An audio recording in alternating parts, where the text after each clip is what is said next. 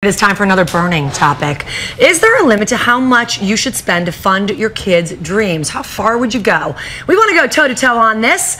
It's the mother of Olympic gymnast Gabby Douglas. She has filed for bankruptcy, we've learned. And swimmer Ryan Lochte's parents are facing foreclosure. There's also a couple from Toddlers and Tiaras divorced over the $100,000 plus poured into their daughter's beauty pageants, and it goes on and on and on and on. On the other hand, Gabby Douglas actually obviously making history. First African American to win gold for the gymnastics all-around. Ryan Lochte taking home 5 medals. So at least in theory, it suggests the investment pays off, or did it?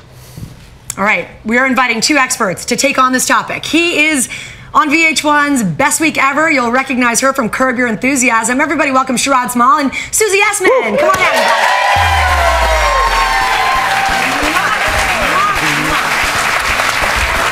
Come on, class.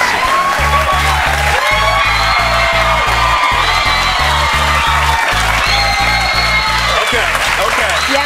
I do. You feel good?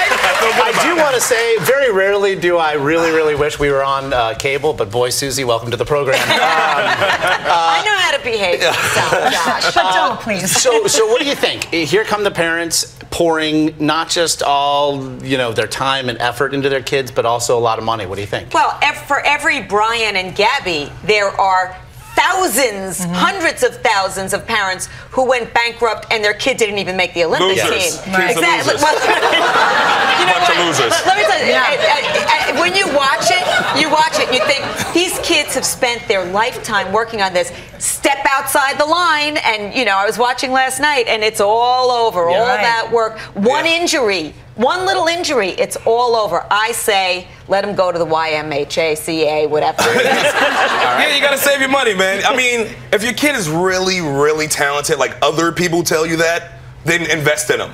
But if you just saying, hey, it's my kid, he's terrific at everything, and $20,000 later, you got tennis lessons and he ain't going, that's a beating. And also, kids are capricious. They change all the time. And I don't know. I think that how you live your life should be an example to your children.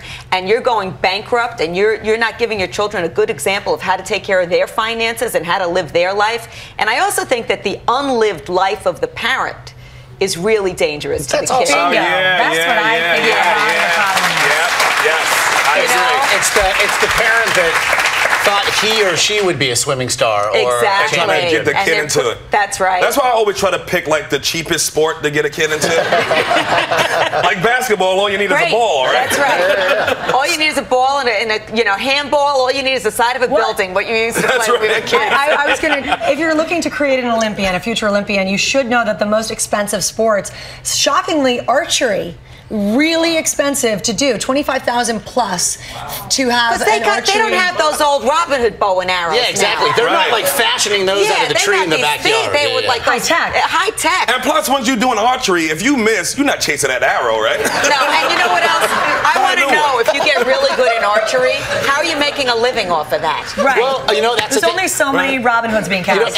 Every 4 years we do read these stories, and I read a couple of them over the weekend of the people who win gold medal in archery or in skeet shooting, and they're asked, you poured your life into this, and what's it going to mean for you? And they're like, well, it's going to be a line on my resume when I try to get a job that nobody's really going to care But what about. it does mean is that it shows dedication and focus and tenacity. Yeah. Stand-up comedy. Will it help you get a job at Kinko's is the question. Well, and you look back at generations ago, and not that it was the right way to do it either, but the Eastern Bloc countries had state-sponsored, state-sponsored athletic programs to find the best and the brightest in sports. But it's not just the money, Josh. It's not just the money. It's the it's having your kids be so focused on one thing that they're not exposed to anything else. They're not out there exploring and finding out who they are and reading a book and I agree. I agree.